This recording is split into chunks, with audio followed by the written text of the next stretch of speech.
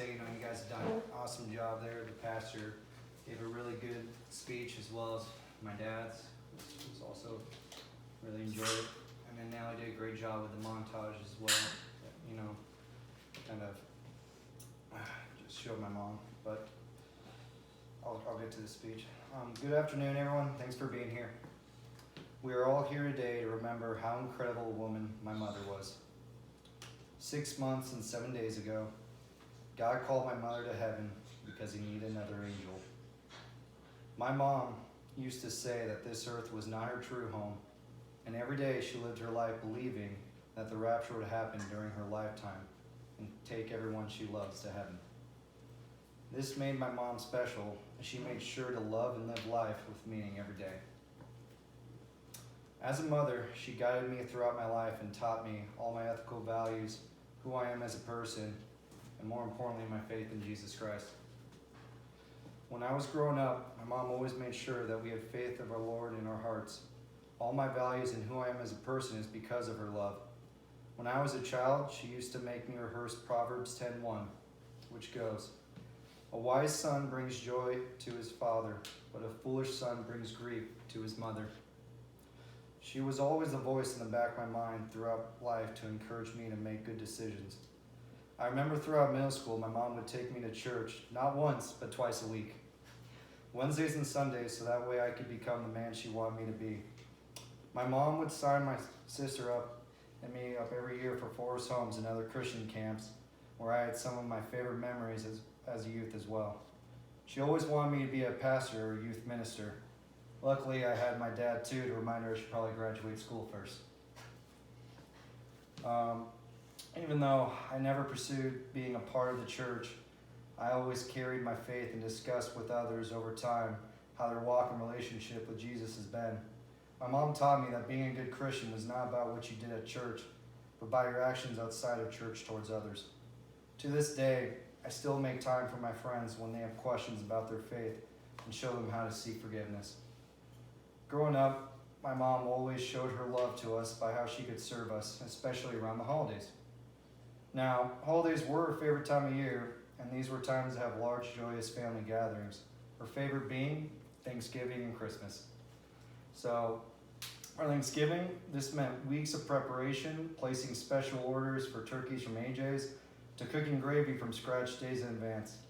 And even just as a short story, I'll never get being scarred a couple days before Thanksgiving because she was cooking something. I'm like, oh, it smells good. And then you look at it and it's turkey necks boiling. And you're like, ugh. And she's like, calm down. It's for the gravy. And I was like, okay, thank God. But yeah, as kids, we actually used to dread the day, knowing we would have to wake up early and begin setting up tables and placing everything where it needed to be. This also included knowing that we'd have to peel anywhere from 100 to 2,000 potatoes to make sure there was enough mashed potatoes for like 33 of us. Our household was like an experienced event planning business with years of service, but we were paid a deep fried turkey and stuffing. And then Christmas was by far the most important holiday of them all for my mom. In October, she would actually skip decorating Halloween and go straight to Christmas instead.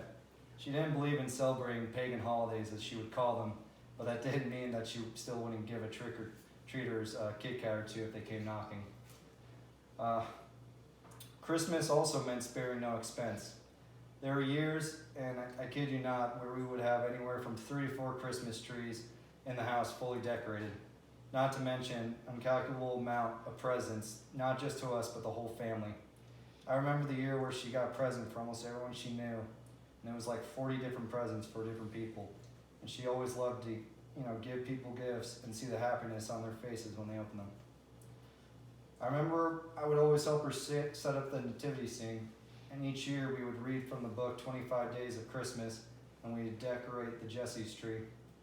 This was a special moment where my mom and my sister and I would set up a special miniature tree, with each day placing a new ornament and reading a passage from the Bible to symbolize that ornament's purpose. From Jacob's ladder to the rainbow from Noah's ark, symbolizing God's love towards mankind. This was her favorite way of spending time and showing us God's passages. Even though there were so many things about Christmas my mom treasured, Every Christmas, my mom loved nothing more than enjoying the lunch and seeing her children, my dad, my grandparents, and my cousins, all just being there together, enjoying one another. These were the memories she lived for. Growing up, my mom always was there for me. I was never the healthiest kid, and I was always sick once a month, and yet she always knew how to make things better. She would always have Ritz crackers and chicken rice soup waiting for me, even when I got older, and she would always make homemade tortilla soup when I was in college. She would even bring my friends food too. My roommates would always say I had the coolest mom. She never stopped caring about me and my sister, and she was always thinking of us whenever she could. She loved us so much, and it was in that selflessness that made her the mother we all loved and always remember. Now, the last thing I wanted to share was what my mom used to say, is that God can bring something good out of the times of suffering. Several months after my mom's passing, Christina and I discovered that we'd be expecting a child together. When she had her ultrasound, the doctor told us the news that the baby's expected due date would be March 11th, the same day my mom had passed away. I immediately knew that this was a sign from God. Without a doubt, my mom would have been a wonderful grandmother to my son. And while she is not here in person, I know she will always be watching and helping me when I go to raise my own son. And as I begin to start my new family, I hope to share the same love and same values that she shared with me. Thank you.